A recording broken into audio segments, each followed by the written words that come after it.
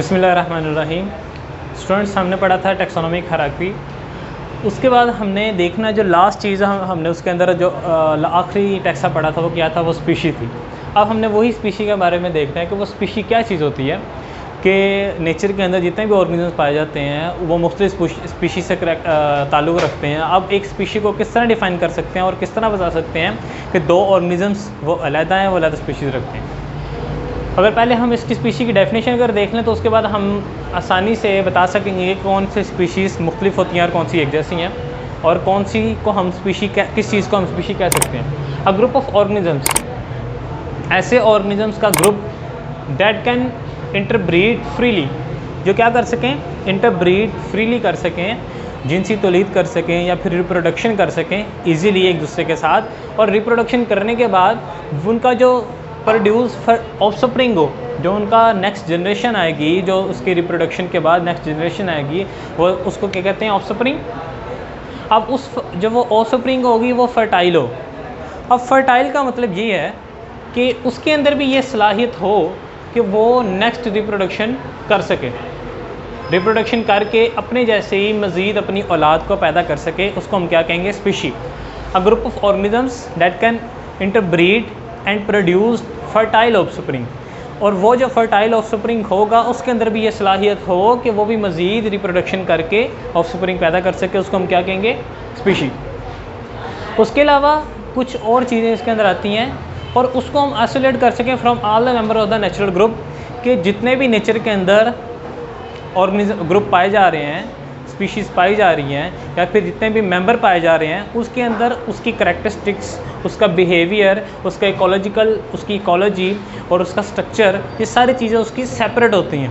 तमाम ऑर्गेनिज्म का स्ट्रक्चर, उसकी मॉर्फोलॉजी, उसका जो उसका क्या कहते हैं, उसका इकोलॉजी, उसकी वो जिस माहौल में रहता है, या फिर उसका जो बिहेवियर है, वो सारे के सारे क्या होते हैं, वो मुख्तलिफ होते हैं।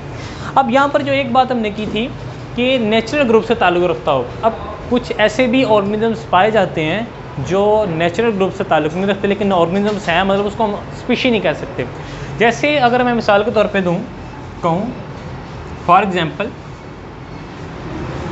दो क्लोजली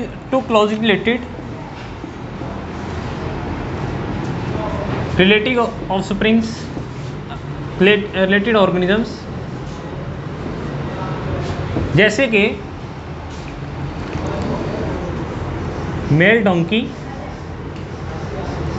प्लस फीमेल हॉर्स, ये क्या है, दोनों क्लोजली रिलेटेड हैं। अगर ये रिप्रोडक्शन करेंगे तो इनके रिप्रोडक्शन के बाद जो नेक्स्ट ऑर्गेनिज्म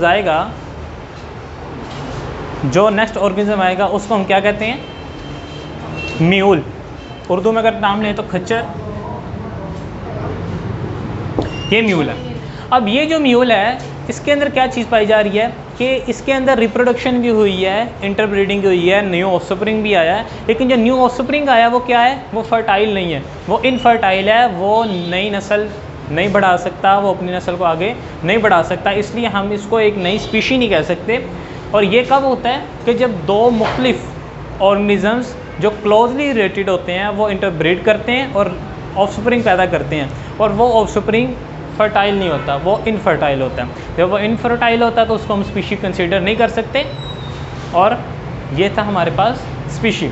इसके मुतालिक कोई भी क्वेश्चन हो, कोई चीज़ पूछनी हो तो आप कमेंट करके पूछ सकते हैं। शुक्रिया।